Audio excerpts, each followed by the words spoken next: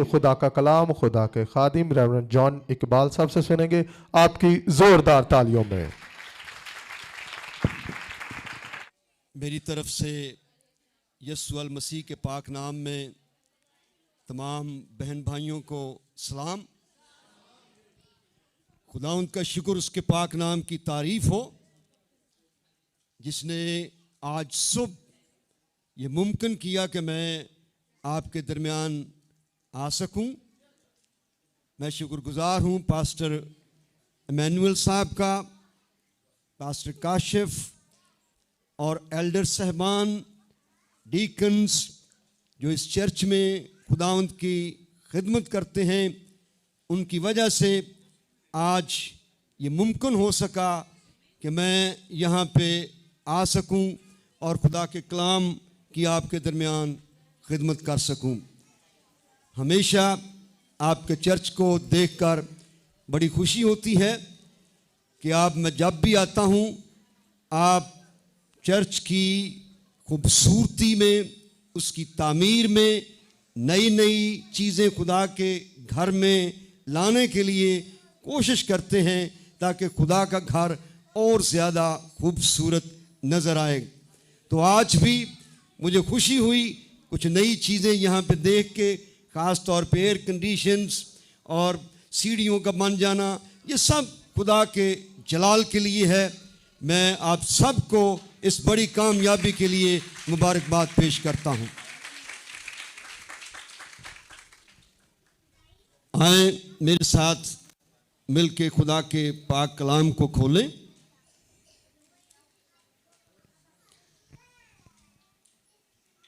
आज हम अपनी हदायत और रहनुमाई के लिए खुदा के पाक कलाम में से देखेंगे मत्ती की इंजील, उसका 3 बाब और उसकी 13 आयत से लेके 17 आयत तक। मत्ती रसूल की इंजील, उसका 3 बाब, उसकी 13 आयत से लेके 17 आयत तक खुदा के कलाम में इस तरह से लिखा है। उस वक्त यीशु गलील से यरदन के किनारे यूहन्ना के पास उससे बपतिस्मा लेने आया, मगर यूहन्ना ये कहकर उसे मना करने लगा कि मैं आप तुझसे बपतिस्मा लेने का मोहताज हूं और तू मेरे पास आया है। यीशु ने जवाब में उससे कहा, अब तू होने ही दे, क्योंकि हमें इस तरह सारी रास्तबाजी पूरी करना मुनासिब है। इस पर उसने होने दिया और यीशु बपतिस्मा लेकर फिल और पानी के पास से ऊपर गया और देखो उसके लिए आसमान खुल गया और उसने खुदा के रूह को कबूतर की मानंद उतरते और अपने ऊपर आते देखा। और देखो आसमान से ये आवाज आई कि ये मेरा प्यारा बेटा है जिससे मैं खुश हूं। आइए हम दुआ मांगें। प्यारे आसमानी बाप, हम तेरा शुक्र, तेरे पाक नाम की तारीफ करते हैं। तू जो जिंदा कादिर मुतलक खुदा है, बाप हम तुझसे इल्तिजा करते हैं कि आज रूल कुद्दस की कुदरत से अपने कलाम को नाज़िल फरमाकर हम सबको बरकत दे, ताकि हम तुझ में एक कदम आगे बढ़ सकें, यीशु के पाक नाम में, आमीन।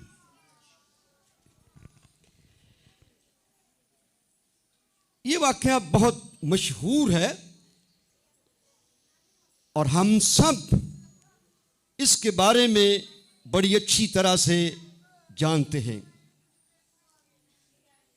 यहां पर यूहन्ना बपतिस्मा देने वाले का जिक्र है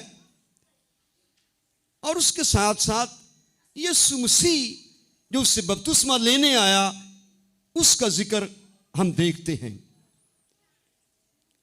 पहली आयत में हम देखते हैं उस वक्त यीशु गलील से यरदन के किनारे यूहन्ना के पास उससे बपतिस्मा लेने आया।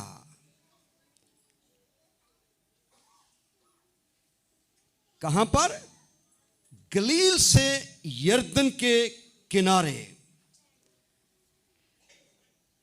यरदन की बड़ी खास अहमियत है कलाम मुकद्दस में।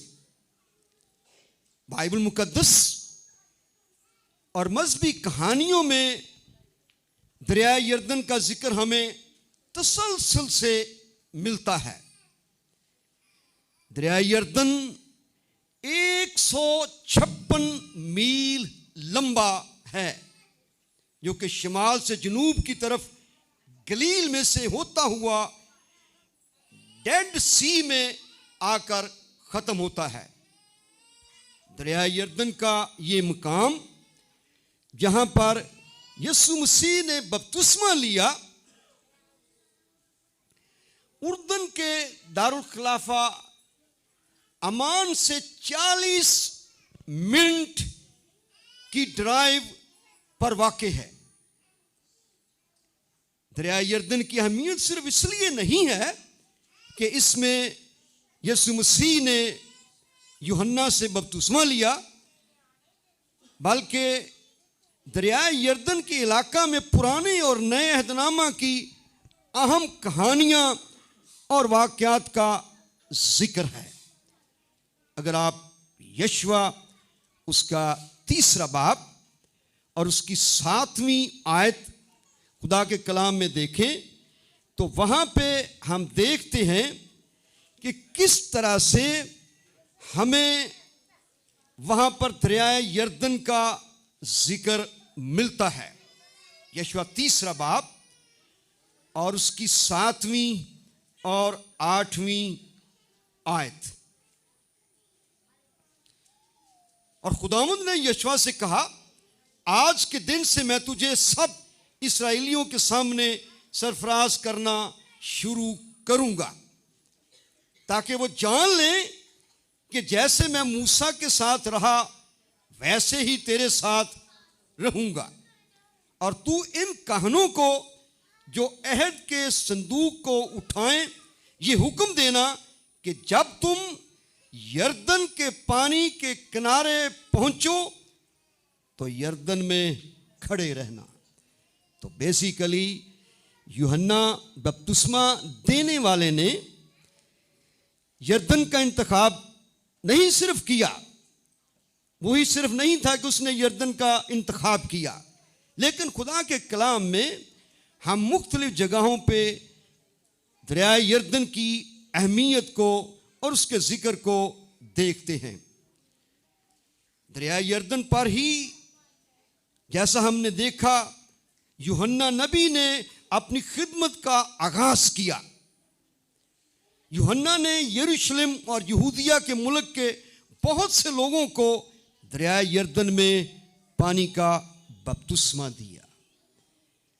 पुराने और नए अहदनामा में दरिया यरदन को खास तौर पर मसीहत में खास अहमियत हासिल है।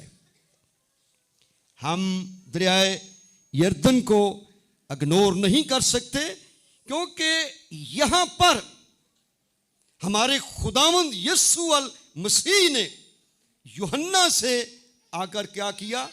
बपतिस्मा लिया।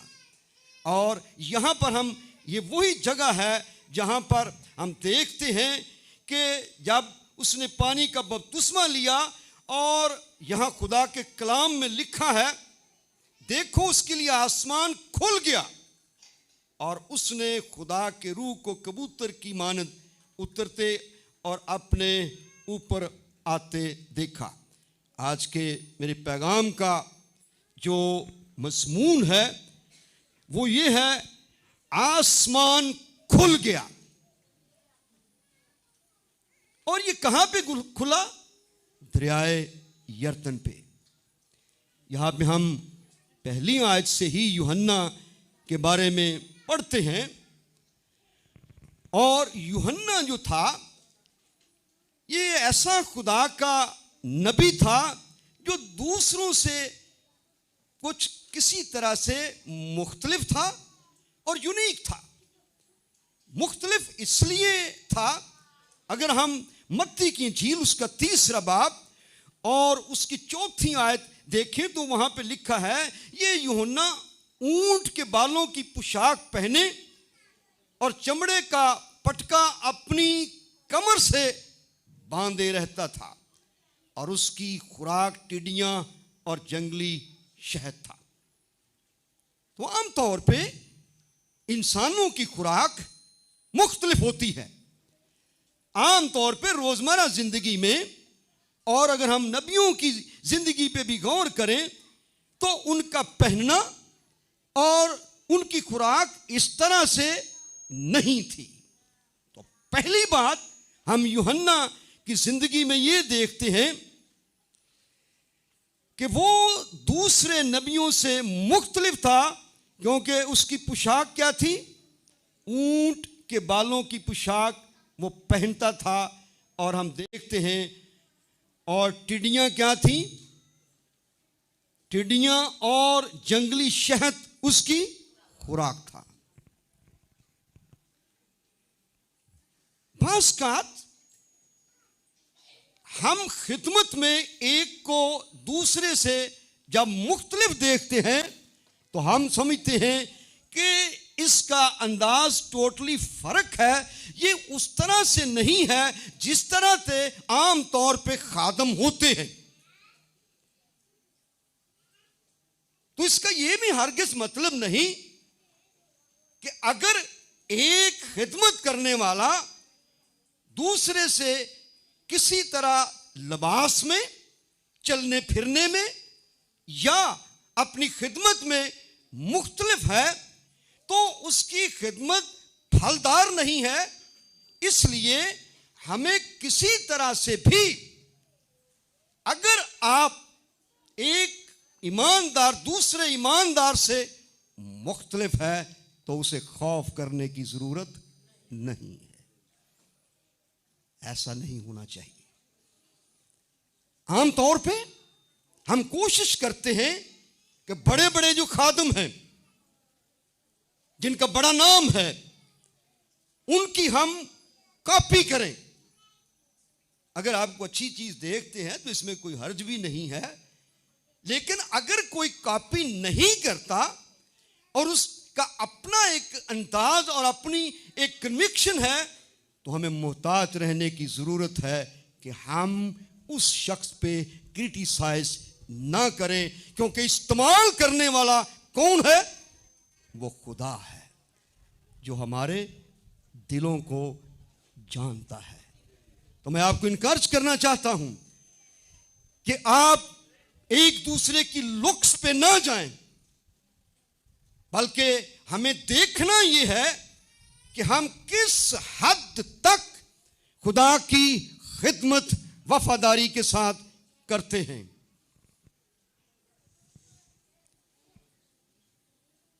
हमें उस काम पर तवज्जो देने की जरूरत है जिसके लिए खुदा ने हमें चुना है। हमें हर उस काम से ग्रेज करना चाहिए जो खुदा नहीं चाहता कि हम करें। तो बेसिकली जब हम यूहन्ना की जिंदगी पे गौर करते हैं, जब हम उसकी खिदमत को देखते हैं, तो उसने वही कुछ किया जो खुदा उससे चाहता था, जो खुदा उससे चाहता था। उसने हर वो काम किया। उसकी खिदमत अगर हम निगाह करते हैं तो उसने दिल से खुदा की ताबेदारी की। हम देखते हैं कि यूहन्ना ने तौबा की मनादी की और यीशु मसीह के बारे में बताया। इससे पहले कि यीशु मसीह मंजर आम पे आता, यूहन्ना ने अपनी खिदमत को पूरी तन दही के साथ निभाया। देखिए मत्ती की इंजील उसका 3 बाब और उसकी 11वीं आयत, यहां पे लिखा है, यूहन्ना ये कहता है, मैं तो तुमको तौबा के लिए पानी से बपतिस्मा देता हूं, लेकिन जो मेरे बाद आता है वो मुझसे जोरावर है, मैं उसकी जूतियां उठाने के लायक नहीं। वो तुमको रूह कुद्दस और आग से बपतिस्मा देगा, उसका छाछ उसके हाथ में है, वो अपने खलियान को खूब साफ करेगा और अपने गेहूं को तो खित्ते में जमा करेगा, मगर भूसी को उस आग में जलाएगा जो बुझने की नहीं। हम देखते हैं खुदा के कलाम में कि यूहन्ना यीशु मसीह से पहले खिदमत शुरू करता है, और जैसे खुदा ने उसके लिए मुकर्रर किया था कि वो यीशु मसीह के बारे में बताए, 3 बाब की 2 आयत में हम देखते हैं उसी तरह से ही उसने अपनी खिदमत का आगाज किया। तौबा करो क्योंकि आसमान की बादशाही नजदीक आ गई है। ये वही है जिसका जिक्र यशाया नबी की मार्फत यूं हुआ कि क्या हुआ, बियाबान में पुकारने वाले की आवाज आती है कि खुदावंद की राह तैयार करो, उसके रास्ते सीधे बनाओ, खुदावंद की राह तैयार करो। और हम यहां पे देखते हैं, जैसे हमने 11वीं आयत में पढ़ा, वो तौबा की मनादी करता है और यीशु मसीह के बारे में बताता है। वो कहता है कि मैं तो उसकी जूतियां भी उठाने के लायक नहीं हूं, वो तुमको रूह कुद्दस और आग से बपतिस्मा देगा। जो खिदमत खुदा ने उसके जुम्मा लगाई, उसने उसको बड़ी ध्यानदारी के साथ पूरा किया।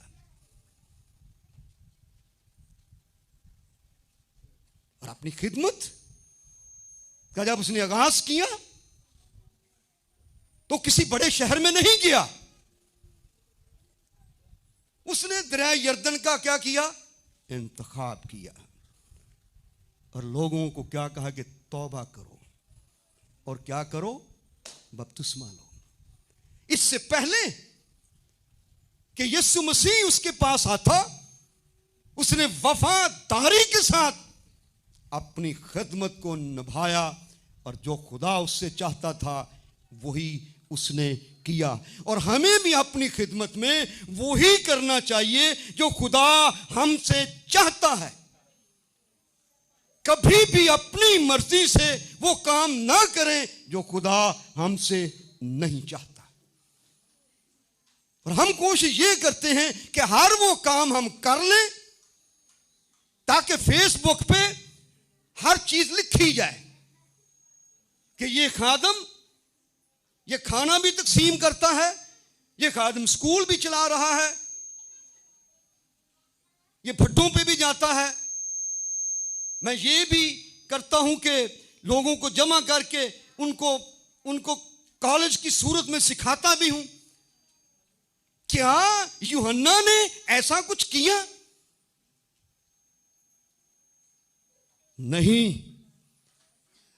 उसने अपनी खिदमत में वही कुछ किया जो खुदा उससे चाहता था।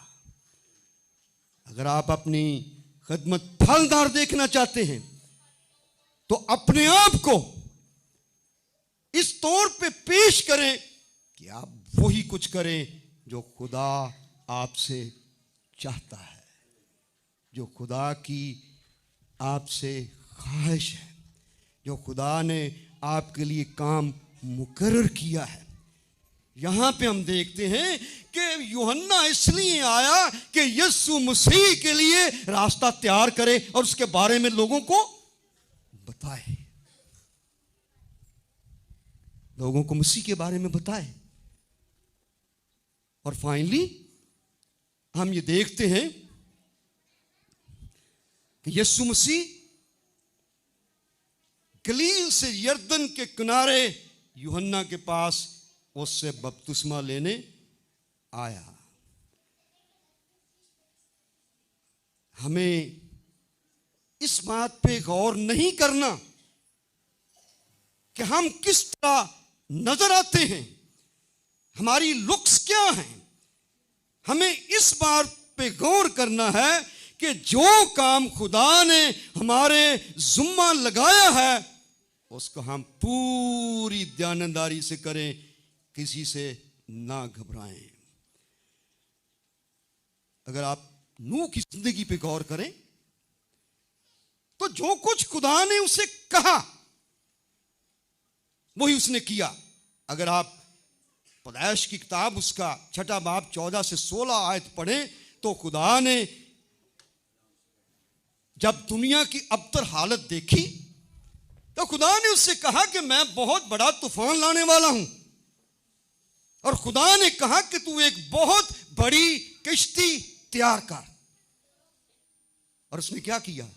खुदा ने पैमाइश बताई, इसकी इतनी लंबाई होनी चाहिए, इतनी चौड़ाई होनी चाहिए, इतनी इसमें पोर्शंस होने चाहिए, इतने इतने जानवर इसमें जाने चाहिए। खुदा ने हर डिटेल उसको बताई और उसने खुदा के कहने के मुताबिक वही कुछ किया। आप सोचें कि जिस वक्त वो किश्ती बना रहा होगा तो लोग पूछते होंगे कि क्या मकसद है इस किश्ती के बनने का। तो उसका जवाब यही था कि एक दिन आता है कि एक बड़ा तूफान आने वाला है। तो उसने उस किश्ती को पूरी कमिटमेंट के साथ बनाया, और खुदा का कलाम हमें बताता है कि एक दिन आया और वो और उसका खानदान बचे, बाकी सब कुछ तबाह हो गया। इसलिए ये जरूरी है कि हम जो ईमानदार हैं, इस दुनिया में रहते हैं, खुदा ने हम सबको मुख्तलिफ नेमतें बख्शी हैं। अपनी खिदमत को खुदा की खिदमत जानकर करें ताकि खुदा इससे क्या हो? खुश हो। खुदा खुश हो। खुदा हमारी कमिटमेंट को देखना चाहता है, हमारे प्रोजेक्ट्स को नहीं देखना चाहता कि मैं कितने प्रोजेक्ट्स चला रहा हूं, कौन कौन सी मिनिस्ट्रियां मैंने शुरू की हुई हैं। खुदा ये देखना चाहता है कि क्या मैं और आप वही कुछ कर रहे हैं जो खुदा हमसे चाहता है। और यूहन्ना ने वही कुछ किया जो खुदा उससे चाहता था। Number 2,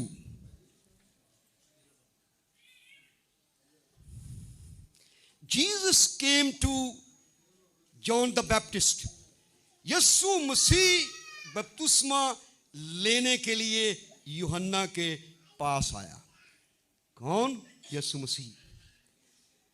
यीशु मसीह की उम्र 12 साल थी जब वो अपने मां बाप के साथ, मेरी तरफ गौर करें, अपने मां बाप के साथ यरूशलेम में हैकल में गया और फक्की और फरीसियों के साथ उसने सवाल जवाब किए। पेरेंट्स उसको ढूंढ के वापस लाए।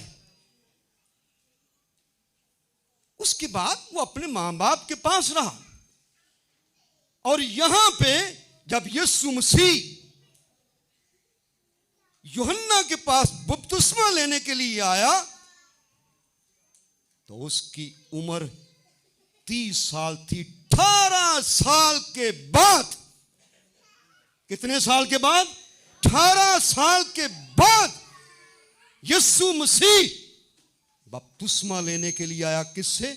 यूहन्ना से। लेकिन इससे ज्यादा और कुछ 18 साल के बारे में नहीं लिखा कि यीशु मसीह कितने बजे उठता था, कितने बजे वो सोता था, क्या वो खाता था, क्या वो पीता था। हम ये जानते हैं कि वो बढ़ई का बेटा था तो लाजमी तौर पे वो अपने पेरेंट्स का ताबेदार था। इसके अलावा हमें उसकी जिंदगी की कोई डिटेल नहीं मिलती। 18 साल के बाद जब वो वहां पे आता है तो एक तरफ कौन है? यूहन्ना है, दूसरी तरफ कौन है? यीशु मसीह है। इससे ऊपर हमने पढ़ा, वो कहता मैं तो उसकी जूतियों का तस्मा खोलने के भी लायक नहीं हूं। उसकी आंखें, उसका दिल, उसका ज़हन उस शख्स को देखने के लिए मुंतज़िर था जिसके बारे में वो गवाही देता था, जिसके बारे में वो बताता था।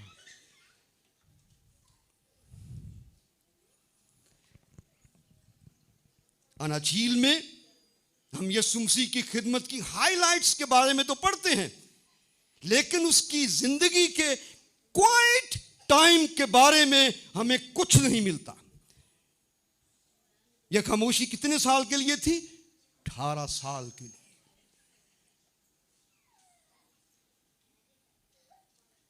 और दूसरी तरफ यह है कि जिनको खुदा ने खिदमत के लिए चुना है, यीशु मसीह ये जानता था अगर वो 12 साल की उम्र में हैकल में जाके बहस मुबासा कर सकता है, तो क्या उसका दिल इन 18 सालों में नहीं चाहा? डेफिनेटली वही चाहता होगा। लेकिन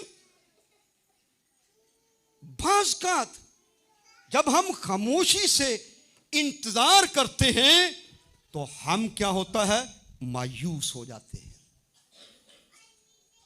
मायूस हो जाते हैं। हम ये समझते हैं कि मैं बहुत ज्यादा खुदा के लिए काम कर सकता हूं, लेकिन उस वक्त खुदा की शायद मर्जी हमारे लिए नहीं होती। क्वाइट टाइम में अपना राब्ता खुदा के साथ मजबूत रखना, साबित कदमी से खुदा को थामे रखना, यह बहुत मुश्किल होता है। आप यही सोचेंगे, अगर आप किसी बीमारी का शिकार हो जाते हैं, आप दुआ करते हैं, आप ठीक नहीं होते, मायूस होते हैं या नहीं? आप चाहते हैं कि मैं एक बड़ी कैंपेन या बड़ी क्रूसेड करूं, लेकिन अगर खुदा ने आपको नहीं अभी कहा, तो क्या आप मायूस नहीं होंगे? डेफिनेटली होंगे।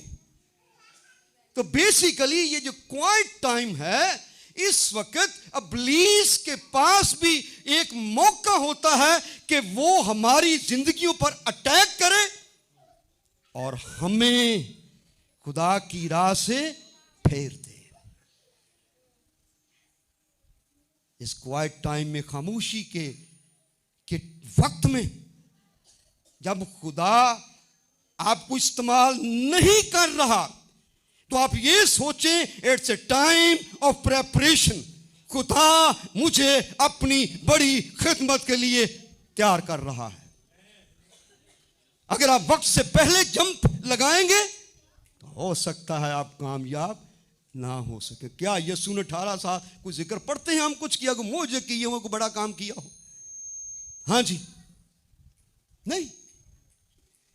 उसने साबित कदमी से वक्त का इंतजार किया, और हमें भी खुदा का इंतजार करना है, क्योंकि अगर हम खामोशी में से गुजर रहे हैं तो ये प्रेपरेशन का टाइम है, और ज़रूरी है कि हम खुदा से रहनुमाई हासिल करें। अब 18 साल के बाद जब यीशु मसीह यूहन्ना के पास आता है, तो लोगों की तमाम तवज्जो जो बपतिस्मा लेने के लिए आते थे, वो किस पे लगी हुई थी? यूहन्ना पे। यीशु मसीह को कोई नहीं जानता था। यीशु मसीह को उस वक्त कोई नहीं जानता था, लेकिन खुदा के कलाम में हम देखते हैं कि जो ही यीशु मसीह बपतिस्मा लेने के लिए आता है, तो पाक रूह ने यूहन्ना पर जाहिर किया कि यही यीशु है जिसका वो इंतजार कर रहा है। इस मुलाकात से पहले यूहन्ना यीशु के बारे में जान चुका था। देखें लूका की इंजील उसका पहला बाब निकालें, अगर आपके पास खुदा का पाक कलाम है तो देखें लूका की इंजील पहला बाब उसकी 39 आयत 39। यहां पे लिखा है,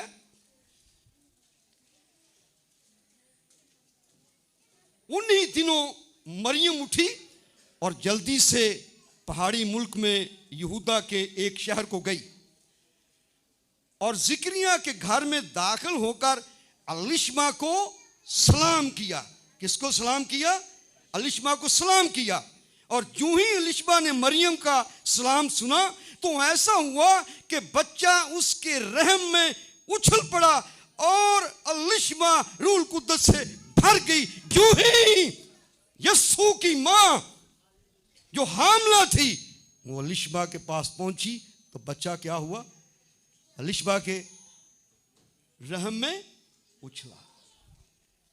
उसने खुदा की हजूरी को महसूस किया, उसने जान लिया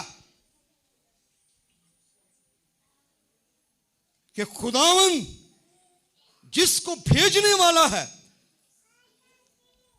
उसकी मां को मेरे पास भेजा है। देखें थोड़ा अगली आयत में मैं इस कलाम में से पढ़ के मैं ज्यादा आपके सामने इसे रखना चाहता हूं। और जो ही अलिशमा ने मरियम का सलाम सुना तो ऐसा हुआ कि बच्चा उसके रहम में उछल पड़ा और अलिशमा रूह कुद्दस से भर गई और बुलंद आवाज से पुकार कर कहने लगी कि औरतों में मुबारक और तेरे रहम का फल मुबारक है। और जो मुझ पर ये फजल और मुझ पर ये फजल कहां से हुआ कि मेरे खुदावंद की मां मेरे पास आई है, क्योंकि देख जो ही तेरे सलाम की आवाज मेरे कान में पहुंची बच्चा मारे खुशी के मेरे रहन में उछल पड़ा। तो यूहन्ना बपतिस्मा देने वाला जब उसे मसीह जब वो पैदा भी नहीं हुआ था, जब मरियम उससे मिली तो उस वक्त से मां के बतन से ही वो जानता था किसके बारे में? यीशु मसीह के बारे में।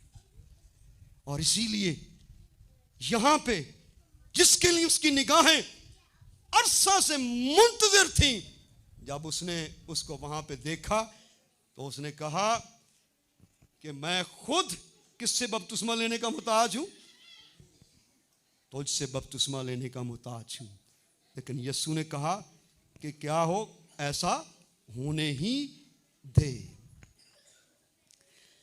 यूहन्ना के लिए बपतिस्मा की जगह तो वही थी, दरियाए यरदन पे। वो रोज उसी जगह पे बपतिस्मा देता था लोगों को। लेकिन आज जब यीशु मसीह आया सब कुछ बदला हुआ था। आज यूहन्ना खुद यीशु से बपतिस्मा लेने का ख्वाहिशमंद था। हमें अपने आप को हलीम बनाने की जरूरत है। हमें हलीम बनाते हुए खुदा की रहनुमाई की तकमील करना है। यूहन्ना ने यह नहीं कहा कि मैं नबियों में सबसे बड़ा हूं, मेरी खिदमत बड़ी है, बल्कि वो यीशु मसीह को देखकर क्या हुआ? खुश हुआ। उसने कहा कि जिस काम के लिए मुझे खुदा ने भेजा है मैं उसे पूरा करना चाहता हूं। आप अंदाजा करें कि अगर वहां पे और लोग थे तो उस वक्त यूहन्ना ने जो कुछ किया, अपने आप को हलीम बनाया, अपने आप को पीछे किया और यीशु मसीह को उजागर किया। उसने कहा यह शख्स है जिसकी जूतियों का तस्मा खोलने के मैं लायक नहीं हूं, इसकी तरफ देखें, मेरी तरफ नहीं बल्कि इसकी तरफ देखें। यीशु मसीह ने बपतिस्मा लेके अपनी खिदमत का आगाज किया और यूहन्ना ने अपना इन्फ्लुएंस इस्तेमाल करते हुए लोगों को बताया कि इसकी सुनो, ये खादमों के लिए बहुत बड़ा चैलेंज है। जब आप किसी नए बहन भाई को खिदमत में आते हुए देखते हैं, आप अपने अंदर ये समझते हैं कि हमें इनकी तरबियत करना है, ये हमारे साथ हैं, इनको आगे बढ़ना चाहिए, हमें इनकी हौसला अफजाई करने की जरूरत है। ये नहीं कि हम उनको क्या करें, पीछे खींचे, ऐसे बाहर निकले। ऐसा मुमकिन नहीं होना चाहिए। हम जो खादम हैं, हमारे लिए ये एक बड़ा चैलेंज है कि नए आने वाले खादमों को इनकरेज किया जाए, उनको हौसला दिया जाए, उनकी मदद की जाए, उनको इंट्रोड्यूस करवाया जाए, ताकि लोग उनकी खिदमत को क्या करें, कबूल करें। हम ये देखते हैं कि यीशु मसीह ने उसे कहा कि क्या होने दे, बपतिस्मे का काम होने दे। तो हम जिस तरह का रवैया यहां पे यूहन्ना ने दिखाया, हमें भी ऐसा करने की जरूरत है। Definitely we need to do that. अगर हम ये नहीं करते तो हम अपनी खिदमत के मकसद को पूरा नहीं कर रहे जिस तरह से खुदा हमसे चाहता है, जिस तरह से खुदा हमसे चाहता है। क्या यूहन्ना ने कोई हिचकिचाहट की? नहीं, बल्कि लोगों की तवज्जो किसकी तरफ लगाई? यीशु मसीह की तरफ। तो हमें भी नए आने वाले खादमों को इनकरेज करने की जरूरत है, ताकि खुदा की मर्जी उनकी जिंदगी में पूरी हो सके। जब यीशु मसीह ने बपतिस्मा लिया तो हम देखते हैं कि आसमान खुल गया, देखें खुदा के कलाम में, और यीशु बपतिस्मा लेकर फिल फॉर पानी के पास से ऊपर गया, और देखो उसके लिए आसमान खुल गया और उसने खुदा के रूह को कबूतर की मानंद उतरते और अपने ऊपर आते देखा। और आगे लिखा है, और देखो आसमान से ये आवाज आई कि ये मेरा प्यारा बेटा है जिससे मैं खुश हूं। दरियाए यरदन ये ऐसी जगह है जहां खुदा का आसमान खुल गया। यीशु मसीह ने कहां बपतिस्मा लिया? यरदन पे। तो दरिया यरदन की ये भी एक बड़ी अहमियत है कि यहां पर आसमान खुल गया और ये आवाज आई कि ये मेरा प्यारा बेटा है जिससे मैं खुश हूं। दरिया यरदन वो जगह है जहां पाकरू कबूतर की मानद नाज़िल हुआ। किसकी मानद? कबूतर की मानद नाज़िल हुआ। इस बात को याद करें कि जब आप ने मसीह को कबूल किया, पाकरू का बपतिस्मा पाया, तो वो दिन आपकी जिंदगी का एक अहम दिन था। क्या था? अहम दिन था। अगर आप अपनी जिंदगी पर गौर करें तो हमें कभी भी ऐसे लम्हात को नहीं भूलना चाहिए जो हमारी जिंदगी में बड़ी तब्दीली का सबब बने। उन्हें हमें हमेशा याद रखना चाहिए। हम देखते हैं खुदा के कलाम में, एलिया ने हुरब के पहाड़ पर खुदा की आवाज को सुना और खिदमत के लिए उठ खड़ा हुआ। मायूस होके वो बैठा हुआ था, लेकिन खुदा ने उसको हुरब के पहाड़ पे बुलाया, और खुदा के कलाम में हम देखते हैं कि उसने खुदा की आवाज को सुना, और सुनने के बाद वो खिदमत के लिए मुतहर्रिक हुआ और उसने दूसरे लोगों को मसा किया ताकि वो काम जो खुदा ने उसके जुम्मा लगाया है उसको पूरा कर सके। मूसा को खुदा ने हुरब के पहाड़ पर झाड़ी में से, आग के शोला में से जाहिर होकर खिदमत के लिए चुना कि वह बनी इसराइल को मिस्र से निकाल ले। देखें खरूज 3 बाब उसकी 2 से 10 आयत। और यहां पे हम दरियाए यरदन पर यूहन्ना के सामने खुदा ने खुद आसमान खोलकर यीशु को रूह कुद्दस से क्या किया?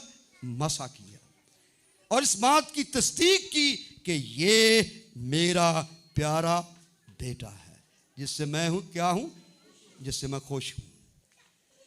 इस जगह को कभी ना भूलें जहां खुदा ने आपको खिदमत के लिए मसा किया और आपको अपनी खिदमत के लिए चुना। दुनिया के मसाइल में उलझकर हम अपनी खिदमत को भूल न जाएं या अपनी शोहरत के नशा में खुदा के मंसूबा में रुकावट का सबब ना बने। जब आपको खुदा ने खिदमत के लिए चुना है तो आप मुख्तलिफ मसाइल का शिकार हो सकते हैं। क्या है? मुख्तलिफ मसाइल का शिकार हो सकते हैं, लेकिन आप इस बात को ज़हन में रखें, उस वाक़या को ना भूलें जिसके बायस आपकी जिंदगी हमेशा हमेशा के लिए तब्दील हो गई। तो यरदन पे आसमान से आवाज आई कि ये मेरा प्यारा बेटा है जिससे मैं खुश हूं। यूहन्ना उस वक्त जब यीशु उसके पास आया लोगों में बहुत मकबूल था, लेकिन उसने अपने आप को छोटा बनाते हुए लोगों की तवज्जो यीशु की तरफ लगाई। हमें अपनी जिम्मेदारी को पहचानते हुए, खुदा की ताबेदारी करते हुए दूसरों की खिदमत की तस्दीक करना है ताकि खुदा का काम जारी हो सारी रहे। और यहां पे यही काम यूहन्ना ने किया, यही काम यूहन्ना ने किया। और खुदा ने खुद आसमान से, हम देखते हैं खुदा के कलाम में, देखो आसमान से ये आवाज आई कि ये मेरा प्यारा बेटा है जिससे मैं खुश हूं। खुदा ने खुद इस बात की तस्दीक की कि यीशु मसीह को मैंने चुना है ताकि वो खिदमत का काम करे। और हम जानते हैं कि उसके बाद जो ही उसने पानी का बपतिस्मा लिया, उसके बाद 3 साल वो पूरे तौर पे मुसलसल खिदमत में मसरूफ रहा। तो हमें खुदा ने खिदमत के लिए चुना है। हम मुख्तलिफ एक दूसरे से हो सकते हैं, लेकिन ये कभी ना भूलें कि चुनने वाला कौन है? खुदा है। खुदा ने आपको छोटी खिदमत दी है, बड़ी खिदमत दी है, कम है, ज्यादा है, उसका वफादारी के साथ करें, उसका वफादारी के साथ करें। जब आप ऐसा करेंगे तो आप खुदा की ऐन मर्जी को पूरा करेंगे।